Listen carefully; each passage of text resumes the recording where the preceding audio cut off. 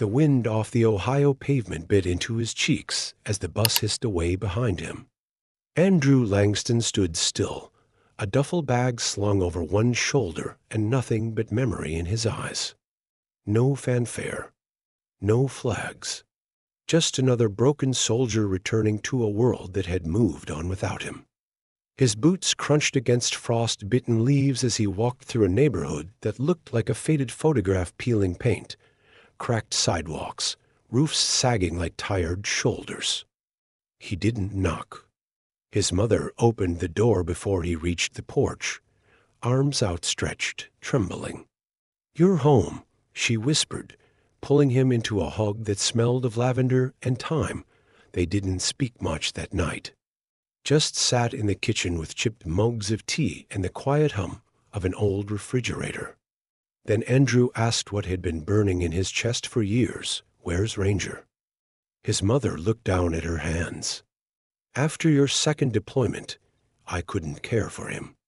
I gave him to a family friend. They moved. Lost touch. A pause. I tried, Andrew. I really tried that night." He didn't sleep. He sat in the corner of his childhood bedroom, staring at the scarred floor where Ranger used to sprawl in the sun. His anchor during the war. His reason to get up. His last thread to the version of himself that hadn't yet shattered. The next morning, the search began. He carried an old, creased photo Ranger sitting proudly on the porch, ears perked, eyes shining. Shelter after shelter, block after block, he asked strangers and staff, showed the photo to anyone who'd glance at it. Days bled together. The cold cut through his jacket. His hands blistered from stapling flyers on frozen poles. But each night, he returned to the streets, and then it happened. It was near midnight, beneath a flickering street lamp behind an abandoned warehouse. Andrew had stopped walking, slumped onto the curb, photo pressed to his chest. His breath clouded the air. "I'm sorry, buddy," he whispered. "I couldn't find you." A noise. Low. Guttural. Familiar. He looked up from behind a rusted dumpster. A shadow moved, then a whimper, and there he was, or what was left of him, ribs like rails beneath his filthy fur. One leg dragging behind. A jagged scar across his side. But those eyes still held the same storm-weathered warmth. "Ranger," Andrew gasped, rising too fast, stumbling. The dog didn't run, just stared.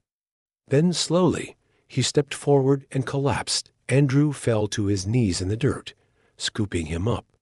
The dog whimpered, then rested his head on Andrew's chest like he never left. Tears fell freely. "You waited for me. You never gave up." A voice called from the shadows, "That's your dog." An old man sat nearby on broken cardboard, bundled in layers of time and hardship. "I've seen him around for months," he said. Didn't let nobody near him. Just stared down that road every night. Like he was waiting. Andrew could barely speak. He was, with no money, no car, nothing but resolve. Andrew walked nearly a mile to a 24-hour clinic, Ranger limp in his arms. The vet tech stared, then sprang into action. "I can't pay. But please save him." They didn't ask questions. He sat in the lobby all night. Didn't move. Didn't sleep. At dawn, the vet emerged. "He's malnourished, infected, injured. But he's alive. And he's fighting." Andrew walked to the kennel, resting his hand gently on Ranger's back. "I'm here now, buddy," he whispered. "And I'm not leaving." The clinic smelled like bleach and quiet desperation. For 6 straight days, Andrew never left Ranger's side. He slept in the chair, feet curled under him, his old military jacket draped over the both of them like a thin shield against the world.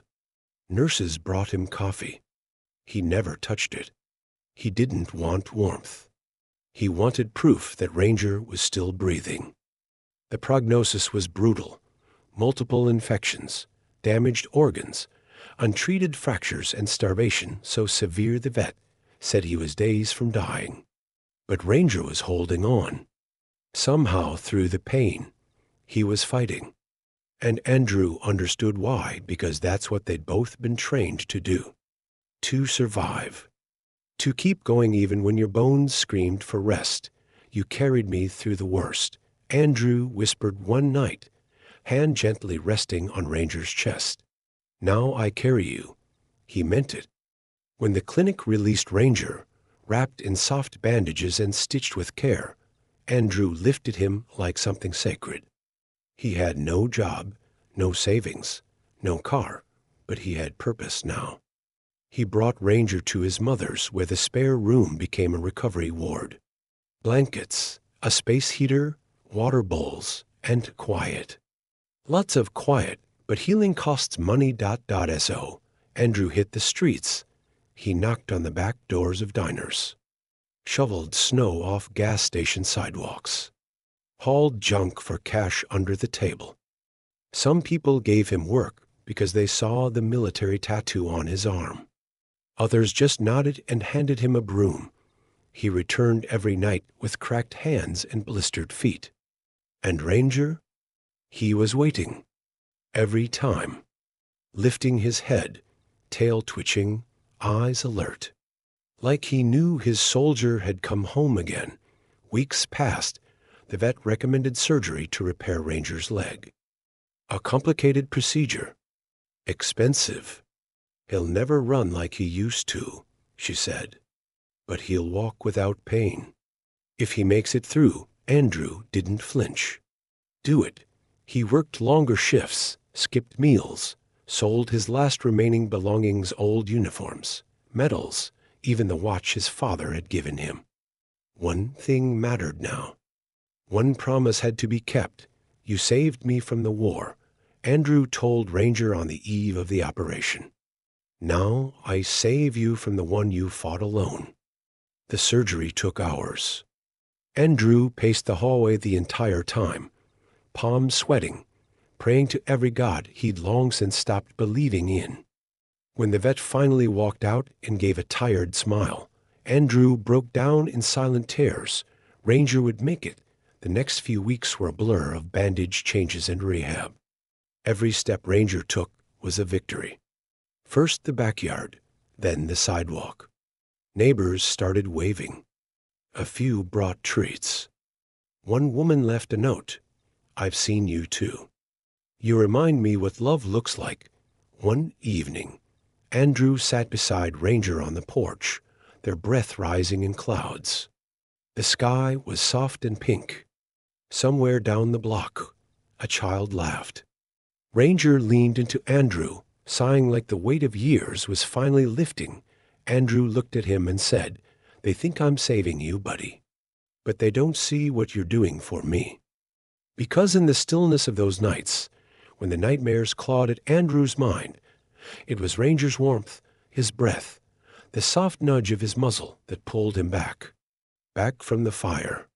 Back from the screams.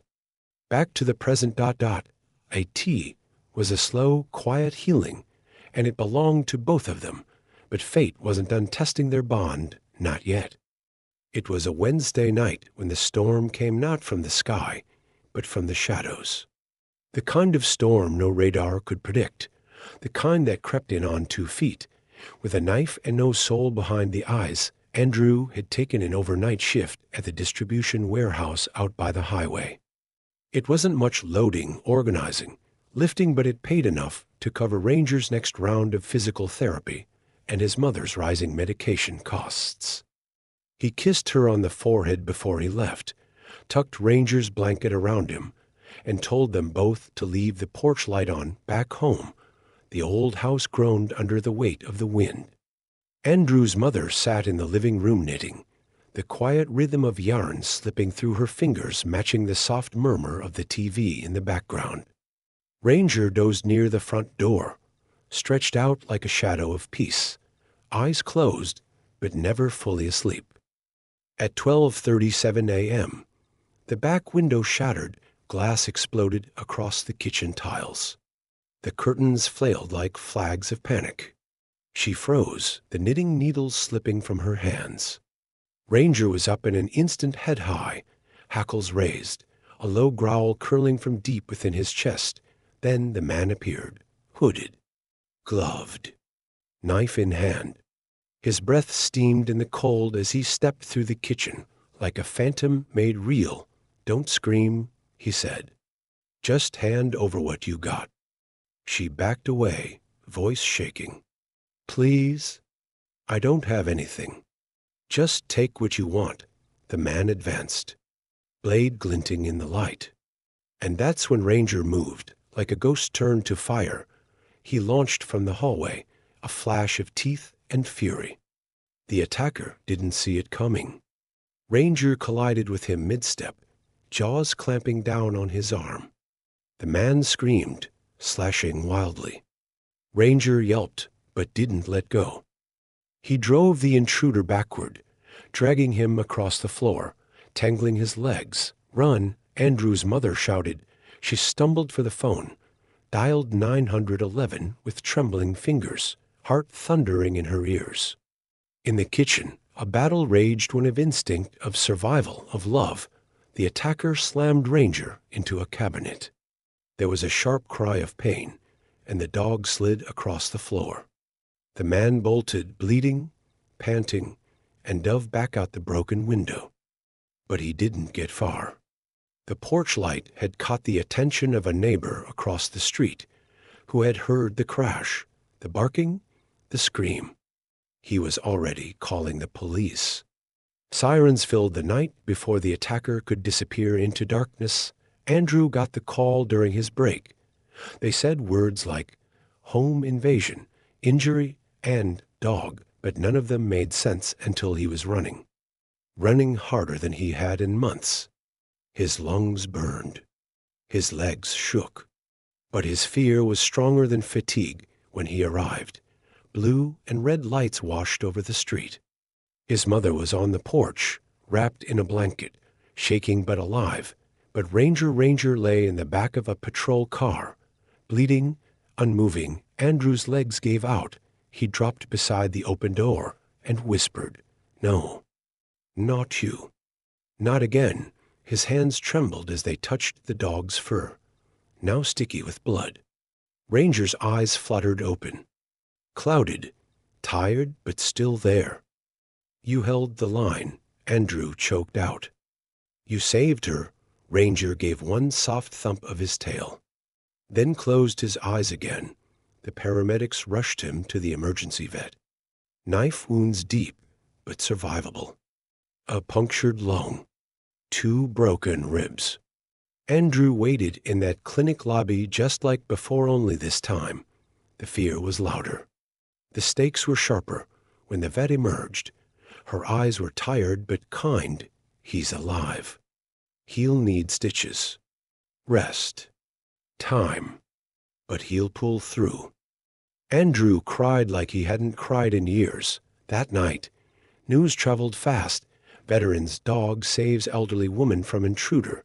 Hero pup foils armed break-in. Photos of Ranger bandaged, but proud, sitting beside Andrew in his old army jacket, made national headlines. Social media exploded. Donations poured in. Strangers called to say thank you. Some just cried on the line, saying it reminded them of their own dog, their own family, their own scars. But Andrew didn't care about the cameras or the praise. He cared about one thing, that Ranger would come home again, because now more than ever, he understood something he had only suspected before. They weren't just survivors, they were warriors, and the war wasn't over. Spring came late that year, as if the world had held its breath through winter, just to see if Ranger would survive. And when the frost finally lifted, when the air smelled like thawed earth and second chances, Andrew brought his best friend home again. Ranger moved slower now, his ribs wrapped tight in bandages, his leg limping slightly. But the fire had returned to his eyes. His tail wagged. His ears perked at the smallest sound. He slept curled near the door, Like a guardian who had fought too long to rest too deeply, Andrew could have stopped there grateful, quiet, healed enough. But something in him wouldn't allow it. A voice inside, steady as Ranger's heartbeat, whispered, "Don't just survive. Serve again." The idea started on a Tuesday, scribbled on a napkin while sitting outside with Ranger lying at his feet. A shelter. No, a sanctuary. A place for the forgotten. For the four-legged and the two-legged warriors who came home broken and couldn't say it out loud. A place where pain wasn't hidden and healing didn't require explanation. He named it Ranger's Haven. It began with a borrowed tool shed, a makeshift fence, and a couple of crates donated by the local rescue. Andrew poured every dime he had into supplies. The rest came from the community. The mechanic who fixed the roof for free. The retired teacher who baked every weekend for volunteers. The woman who had lost her son to war and found comfort sitting with the dogs on quiet afternoons. Within weeks, dogs filled the yard, strays, abused rescues, old service dogs no one wanted anymore. And alongside them came veterans. Quiet at first, some limping, some shaking, some not speaking at all, but they all gravitated to Ranger. They'd sit beside him, sometimes in silence. One man, ex-Marine, came every Tuesday and just brushed Ranger's coat for hours. Another woman brought her cane and told Ranger stories about her time stationed in Kandahar, her voice cracking only when she reached the names of friends no longer with her. Word spread. News crews returned not for tragedy this time, but for something rare. Hope, from war to healing.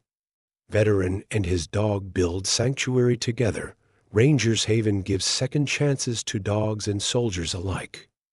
One morning, as Andrew was refilling water bowls under the rising sun, a boy about 10 approached the fence, clutching a photograph. His name was Eli. His father, a medic, had died overseas. Eli hadn't spoken in months. He simply handed Andrew the picture, a black dog with a white blaze across its chest. Andrew brought him inside, took his hand, and walked him to a kennel where a quiet black mutt lay curled, eyes half closed. Eli knelt. The dog looked up, and without a sound, the boy reached through the bars.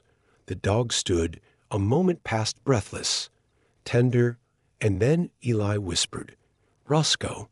The dog whined, wagged his tail, and for the first time since his father's funeral, Eli smiled.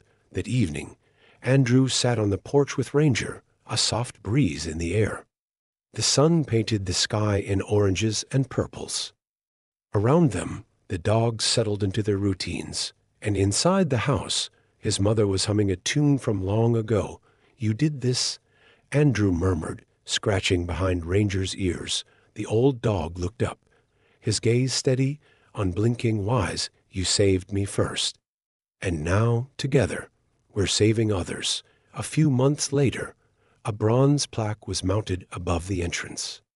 It read, "Ranger's Haven, where heroes find home." People traveled from states away just to see it. Some came to adopt. Others came just to sit, to talk, to remember. And when Andrew walked the yard, now lined with shaded benches and wildflowers, Ranger always trotted by his side, older, scarred, but proud. Their mission was no longer survival. It was restoration, and in the shared silence between man and dog, between warrior and guardian, they had built not just a sanctuary, but a legacy.